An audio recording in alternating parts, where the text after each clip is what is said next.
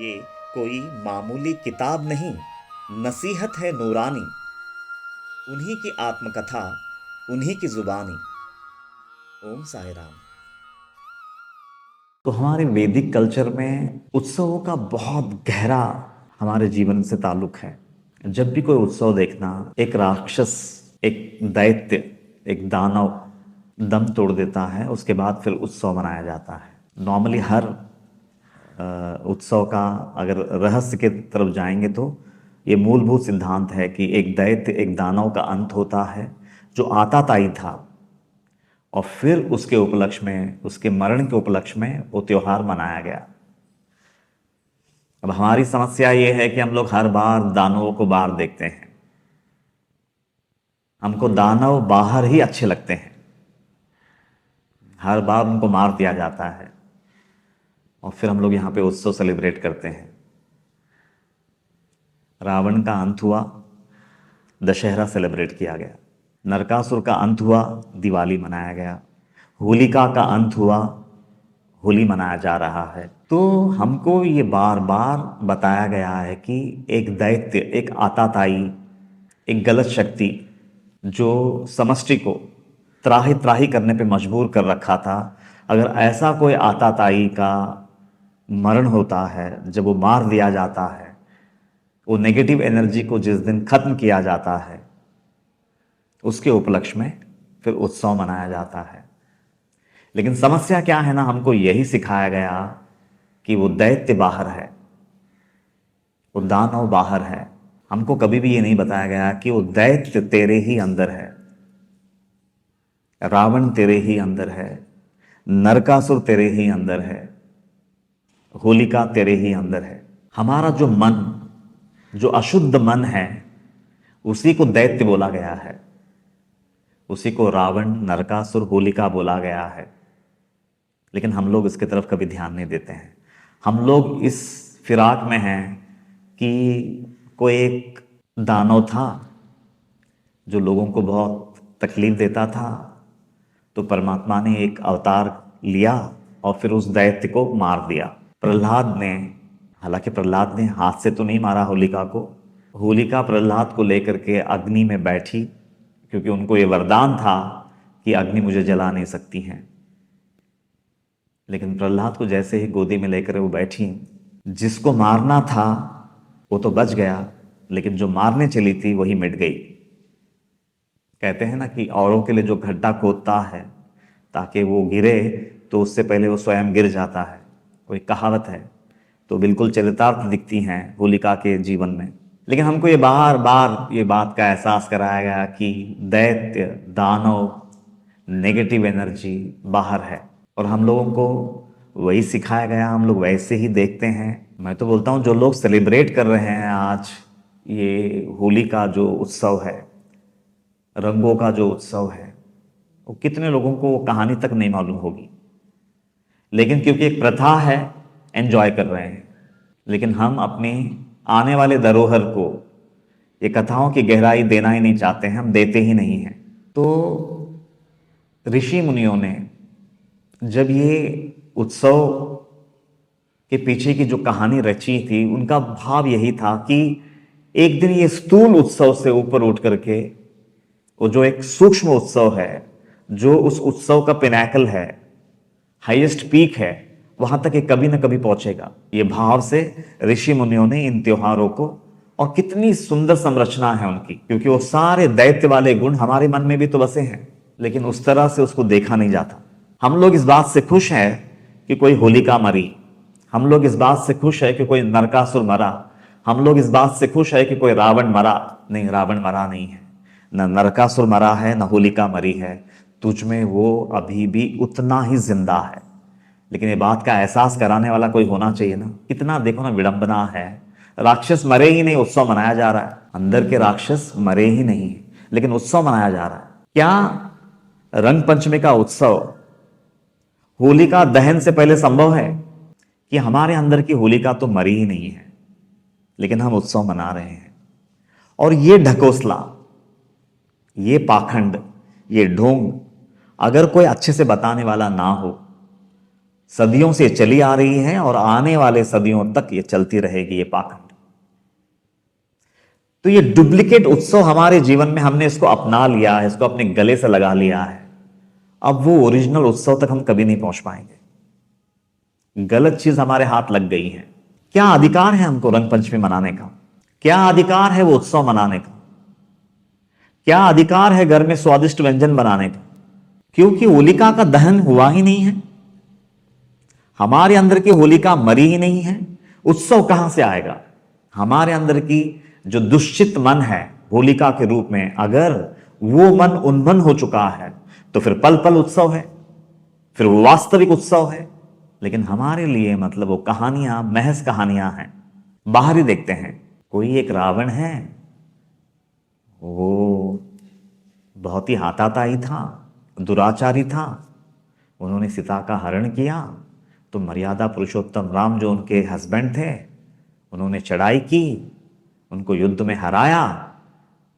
और जिस दिन युद्ध में रावण मरा उस दिन दशहरा सेलिब्रेट किया गया। रावण कौन है? रावण भी मेरे ही अंदर है, राम भी मेरे ही अंदर है। 10 इंद्रियों में 10 सर वाला रावण है ना। 10 इंद्रियों में जब तक मैं फंसा हुआ हूं तो मैं ही रावण। और जब तक 10 इंद्रियों की आसक्ति मेरे अंदर में जिंदा है, मेरे हाथों गुनाह होते रहेंगे, होते रहेंगे, होते रहेंगे। मतलब दुनिया की कोई ताकत मुझे गुनहगार होने से बचा नहीं सकती है। कोई मसीहा, कोई सदगुरु, कोई अवतार मेरा उद्धार नहीं कर सकता जब तक मैं ये 10 इंद्रियों से बाहर निकलने का यत्न ना करूं।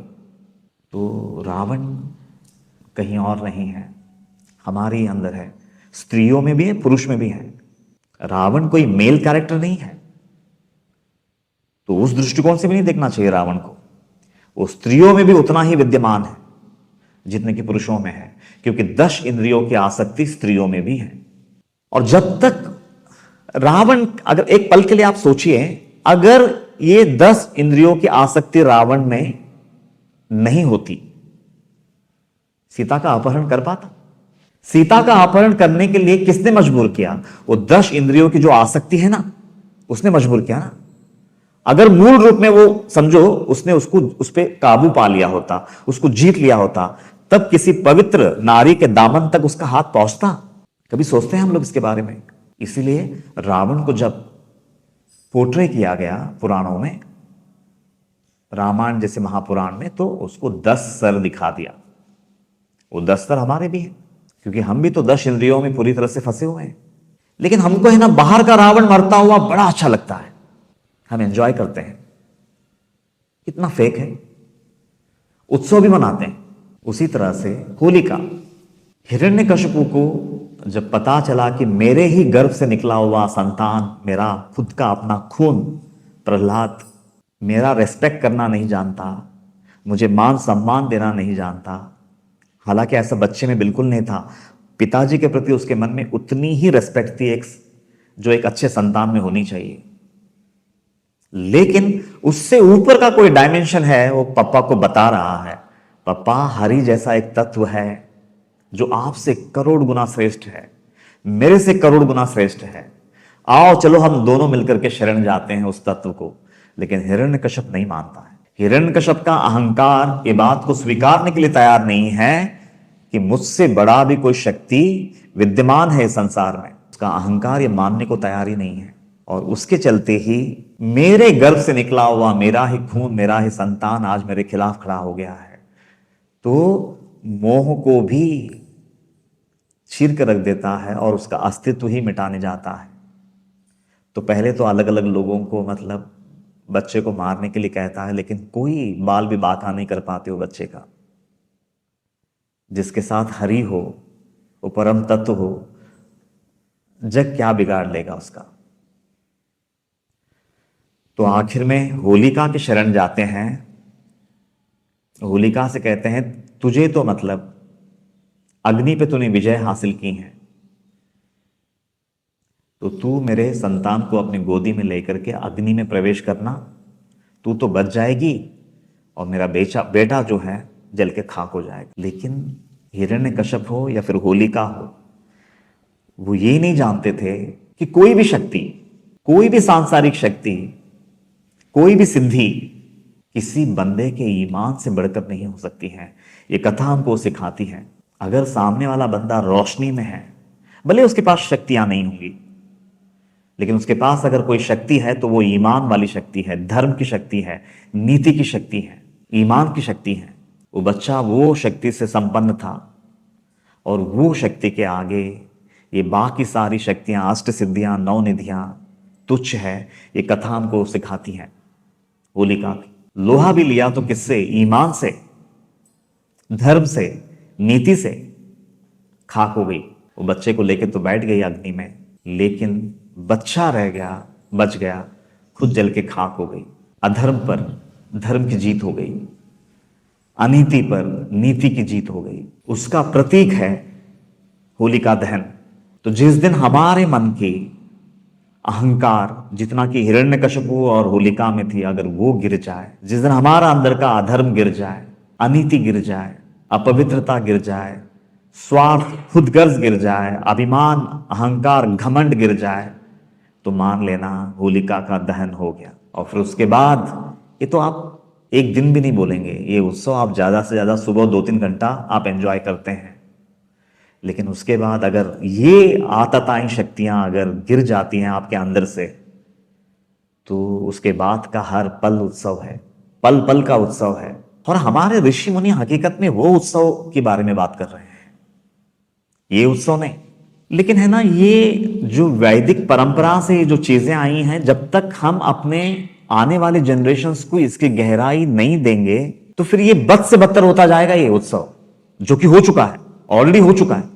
पहले उत्सव था, उसके बाद परिहास में बदला, उसके बाद मटर गश्ती में बदला, मतलब बद से बदतर होता जा रहा है। अगर मेरे अंदर का होलिका अगर नहीं मरी है, तो मुझे क्या हक है वो उत्सव मनाने का? तो मुझे क्या हक है घर में स्वादिष्ट व्यंजन बना के खाने का? अगर मेरे अंदर की होलिका नहीं मरी है, तो मैं वो प्रेम का रंग कहां से लाऊंगा जो मैं औरों के साथ शेयर कर सकूंगा? वो प्रेम है ना जिसको शेयर करना है। मैं स्वयं इतने प्रेम के रंग में रंग जाऊं कि सारे जग को अपने अंदर में रंगा लूं, वो है उत्सव। लेकिन शायद वो ओरिजिनल उत्सव तक हम कभी ना पहुंच पाए, क्योंकि डुप्लीकेट हमारे हाथ लग गई है। अब दोनों हाथ में डुप्लीकेसी है, हाथ खाली नहीं है। अब आने वाले सदियों तक, कहीं जन्मों तक ये डुप्लीकेट लेकर के आऊंगा, ये डुप्लीकेट लेकर के जाऊंगा। और क्या पता अगले जन्म में ये डुप्लीकेट पकड़ने के लिए शायद इंसानी चोला भी ना मिले, शायद किसी पशु जन्म मिल जाए। तो कहते हैं कि वक्त के रहते ही कुछ चीजें साफ हो जानी चाहिए, क्योंकि होलिका दहन के नेक्स्ट डे रंग पंचमी है, रंगों का त्योहार है। और वो प्रेम का रंग है, भक्ति का रंग है। लेकिन उतना प्रेम आप तब लाओगे जब आपके अंदर की होलिका मर चुकी होगी, अदरवाइज असंभव है। फिर ये जो ढोंग और पाखंड वाला जो उत्सव है ना, आप सदियों से ये चलती आ रही है और आने वाले मतलब कहीं युगों तक ये चलती रहेगी। हर चीज को बाहर की दृष्टि से ही देखते हैं, ठीक है, उसकी भी अपनी जगह है सोसाइटी में, मैं उसके खिलाफ नहीं हूं। लेकिन कब तक? जिंदगी की शाम ढलने आई है, अब भी वही लेके बैठोगे? सच कभी हमारे हृदय में उतरेगा ही नहीं। होलिका कभी हमको अंदर दिखाई नहीं देगी। होलिका वो है, जब भी होली जैसा त्योहार आए, तो अगर सामने वाला बंदा मुझसे बेहतर अगर इतना सा भी रोशनी रख रहा है, और अगर मैं वो रोशनी के ऊपर अपना अहंकार को, अपना अज्ञान को थोप के अगर उसको मैं दबाना चाहूं, तो मान लेना हर वो क्षण में हमारे अंदर की होलिका जागृत हो गई। मुझसे बेहतर कोई भी हो, मेरा बच्चा हो, मेरे घर के नौकरानी हो, या कोई व्यक्ति हो, अगर मुझसे बेहतर अगर थोड़ा भी कुछ बता रहा है, तो वहां पे मेरा सर झुक जाना चाहिए कि वहां पे होलिका मर गई। नहीं तो हमारी अंदर की होलिका अगर वो सच को रौंदते हुए मैं अपना सिद्धांत को ही सामने लाऊं, मैं अपना अहंकार को ही सामने लाऊं, और किसी तरह से अपनी चालाकी से मैं उस वक्तव्य को, उस रोशनी को दबाने जाऊं, तो रोशनी तो दबने वाली नहीं है। मैं होलिका बन जाऊंगा और वो अग्नि का, वो ज्ञान की अग्नि का, वो रोशनी की अग्नि का ग्रास बन जाऊंगा, निवाला बन जाऊंगा। That is Holika. अगर वो होलिका का दहन हो जाए, अगर वो होलिका मर जाए, तो उसके बाद ओरिजिनल उत्सव है। और वो उत्सव टेम्पररी नहीं है, वो 24/7 है। वो उत्सव मेरे शरीर के रहते हुए भी मैं उत्सव में रहूंगा, और ये मेरे शरीर गिरने के बाद भी वो तो उल्टा उत्सव का जो दायरा है वो और अनंत गुना बढ़ जाएगा। वो उत्सव है। तो ये है होली। लेकिन बहुत ही निचले लेवल पे लाके खड़ा कर दिया है हमने इस त्योहार को। आए दिन पेपर में पढ़ने को मिलता है कि इन त्योहारों के दरमियान क्या कांड होते हैं, कितना निचला स्तर पे हम लोग इन उत्सवों को ले गए हैं। नहीं, हमारे ऋषि मुनियों ने मतलब ये भाव से इन उत्सवों को हमारे सामने नहीं रखा। तो थोड़ा अपग्रेड होना पड़ेगा। मनोहारिणी, शापताप निवारिणी, अज्ञान नाशिनी, मोक्षदायिनी, परम कल्याणकारिणी, सत चित आनंद प्रदायिनी, अनंत कोटि साई नाथों की जननी, साक्षात साई स्वरूपिणी, ग्रंथराज श्री साई सच्चरित दिव्य ग्रंथ की जय।